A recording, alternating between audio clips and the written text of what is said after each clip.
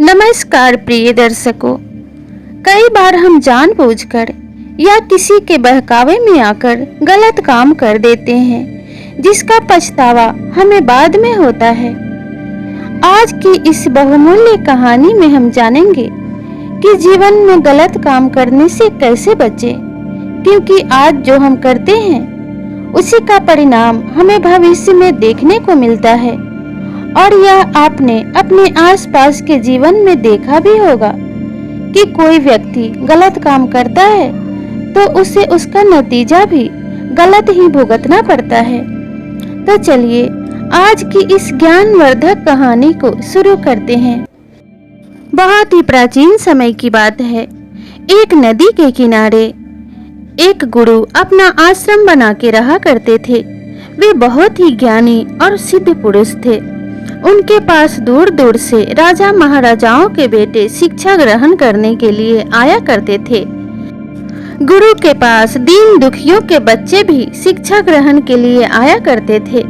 लेकिन गुरु का सिद्धांत कुछ ऐसा था कि चाहे वह राजा का पुत्र हो या रंक का, वे दोनों को एक समान शिक्षा दिया करते थे। किसी में कोई भेदभाव नहीं करते थे। इसी प्रकार से गुरु की ख्याति दूर दूर तक फैली हुई थी। वे अपने समानता के व्यवहार के लिए बहुत प्रसिद्ध थे और इसी के कारण लोग उनका बहुत सम्मान करते थे। धीरे धीरे समय बीतता गया और उन गुरु की एक पुत्री थी जो समय के साथ साथ बड़ी हो गई। अब गुरु को अपनी पुत्री की विवाह की चिंता सताने लगी और गुरु ने यह सोचा कि मैंने आज तक कोई भी धन संचित नहीं किया है। मैं दीन दुखियों और गरीबों के बच्चों को मुफ्त में ही शिक्षा दिया करता हूँ और राजाओं से जो भी थोड़ी बहुत मुझे दक्षिणा प्राप्त होती है वह मेरी दिनचर्या में ही खर्च हो जाती है। इस प्रकार से अब मैं बहुत सारा धन देकर अपने पुत्री का विवाह नहीं कर पाऊंगा। लेकिन अगर मैं अपने शिष्यों की परीक्षा लूं और इसी में से कोई उत्तम वर मेरे पुत्री के लिए मिल जाए तो मैं उसके हाथ पीले कर दूंगा। गुरु की पुत्री बहुत ही सुशील और बहुत ही ज्ञानी बुद्धिमान थी। गुरु अपने पुत्री के लिए वैसा ही बुद्धिमान वर ढूंढना चाहते थे। एक दिन गुरु ने सभी शिष्यों को अपने पास बुलाया और उनसे कहा कि शिष्यों, अब मैं एक मुसीबत में फंस गया हूँ और इस मुसीबत से तुम ही लोग मुझे निकाल सकते हो। सभी शिष्यों ने गुरु से एक साथ ऊंचे स्वर में पूछा, कैसी मुसीबत गुरुदेव, आप हमें बताइए। अगर जरूरत पड़ेगी तो हम अपनी जान की बाजी भी लगा देंगे आपको इस परेशानी से निकालने के लिए। तब गुरुदेव ने मुस्कुराते हुए शांत स्वर में कहा कि जान की बाजी लगाने की कोई आवश्यकता नहीं है। मेरी पुत्री की विवाह की चिंता मुझे सता रही है और तुम सभी जानते हो कि मैंने अपने जीवन में धन कमाने पे कभी ध्यान नहीं दिया। मैं तो अपनी शिष्यों को शिक्षा देने में ही पूरी जीवन व्यस्त रहा हूँ और मैंने कभी भी धन के प्रति कभी लोभ नहीं किया, जिसके कारण आज मेरे पास कोई धन नहीं है और इसी कारण से मैं धन देकर अपनी पुत्री का विवाह करने में असमर्थ हूँ। अगर मेरे पास किसी तरीके से थोड़ा धन अर्जित हो जाए तो मैं अपने पुत्री का विवाह कर दूंगा। गुरुदेव की ऐसी बात सुनकर एक शिष्य ने ऊंचे स्वर में गुरु से कहा, गुरुदेव, आप तनिक भी चिंता मत कीजिए। मेरे पिता इस नगर के सेठ हैं और आप कहें तो मैं क्षण भर में ही ढेर सारी स्वर्ण मुद्राएं लाकर आपके चरणों में डाल सकता हूँ और आपके पुत्री का विवाह बहुत ही आसानी से हो जाएगा। आपको चिंता करने की जरूरत नहीं है। तभी एक और शिष्य ने कहा कि गुरुदेव, मैं इस नगर के राजा का बेटा हूँ और आपके कहने पे राजकोष के खजाने में संचित किया हुआ धन लाकर मैं आपके चरणों में डाल सकता हूँ। गुरुदेव ने अपने शिष्यों की बातें सुनी और कहा कि नहीं शिष्यों, ऐसा करने से मेरा सारा मान सम्मान मिट्टी में मिल जाएगा। लोग कहेंगे कि गुरुदेव भिक्षा लेकर अपनी पुत्री का विवाह कर रहे हैं। इसलिए कोई ऐसा तरीका निकालो जिससे सांप भी मर जाए और लाठी भी ना टूटे। तब शिष्यों ने पूछा कि गुरुदेव, हमें क्या करना होगा, आप ही हमारा मार्गदर्शन कीजिए। तभी गुरु ने सभी शिष्यों को बताया कि अगर तुम थोड़ा थोड़ा धन चोरी करके एकत्रित करके मुझे दे सको तो मेरी समस्या का हल हो जाएगा, मेरी पुत्री का विवाह भी हो जाएगा और मेरी मान सम्मान भी बची रहेगी। लेकिन चोरी करते समय इस बात का ध्यान रखना कि इस बात के बारे में किसी को पता ना चले। अगर दाएं हाथ से चोरी करो तो बाएं हाथ को भी पता नहीं चलना चाहिए कि तुमने क्या चुराया है। सभी शिष्यों ने खुशी से हामी भरते हुए कहा कि ठीक है गुरुदेव, हम सभी ऐसा ही करेंगे। उस दिन से सभी शिष्य अपने अपने कार्य में लग गए और जिसको जो कुछ भी मिलता वह तुरंत चोरी कर लेता और लाकर गुरुदेव को दे देता। गुरुदेव सभी शिष्यों का चोरी किया हुआ सामान अलग अलग रखते थे और उन पर उन शिष्यों का नाम लिख दिया करते थे। एक दिन गुरुदेव बैठकर उन सभी वस्तुओं को देख रहे थे। तभी उन्होंने देखा कि सभी शिष्यों ने मुझे कुछ न कुछ लाकर दिया है, लेकिन धर्मसेन नामक गुरुदेव के शिष्य ने उन्हें कुछ भी लाकर नहीं दिया है।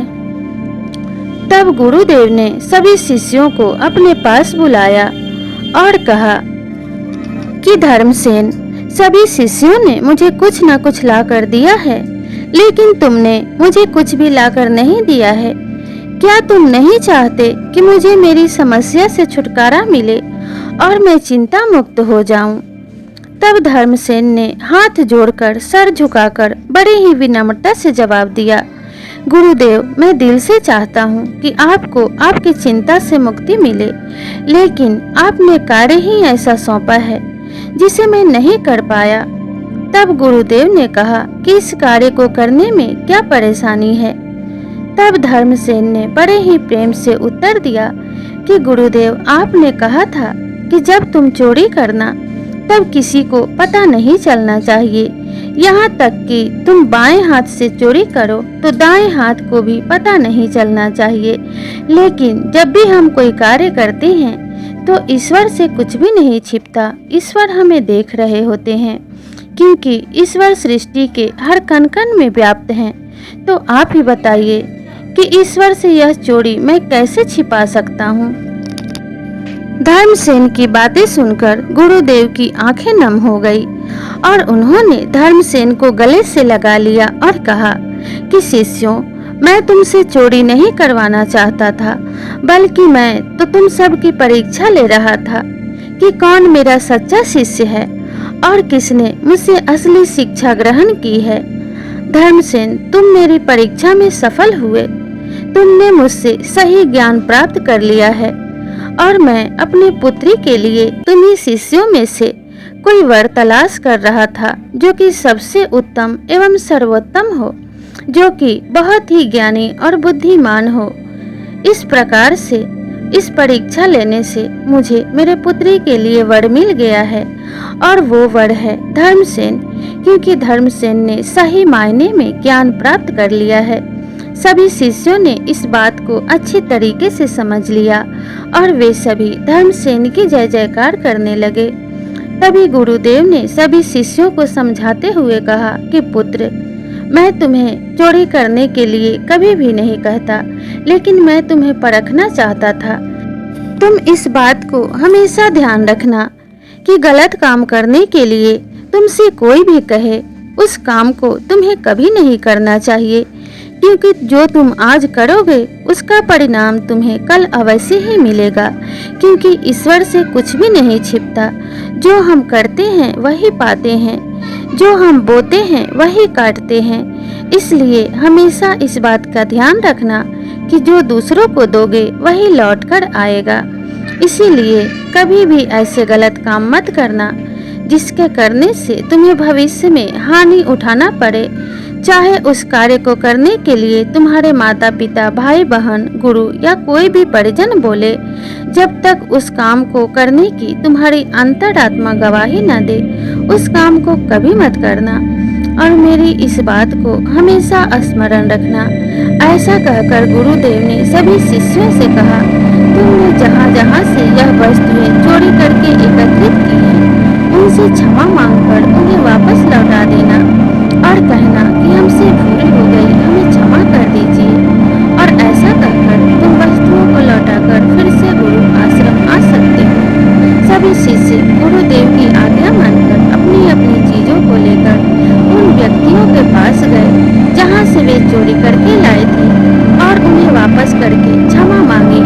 और इस प्रकार से उन्हें भी गुरु से असली ज्ञान सीखने का मौका मिला। गुरुदेव ने धर्मसेन के साथ अपनी पुत्री का विवाह कर दिया और दोनों पति पत्नी एक साथ सुखमय जीवन व्यतीत करने लगे। और इस प्रकार से गुरुदेव की पुत्री के लिए उन्हें उचित वर मिल गया। तो यहाँ पर यह कहानी समाप्त होती है। तो प्रिय दर्शकों, आपको यह ज्ञानवर्धक कहानी कैसी लगी, हमें कमेंट करके ज़रूर बताइएगा। तो आप सभी को जब भी कभी ऐसा अवसर आए तो आपको भी कभी भी घबराना नहीं चाहिए और अपने सूझबूझ से सही निर्णय लेना चाहिए। तो इस कहानी से आपको क्या सीखने को मिला, हमें कमेंट बॉक्स में लिखकर ज़रूर बताइएगा। तो मिलते हैं अगले कहानी में, तब तक के लिए नमस्कार।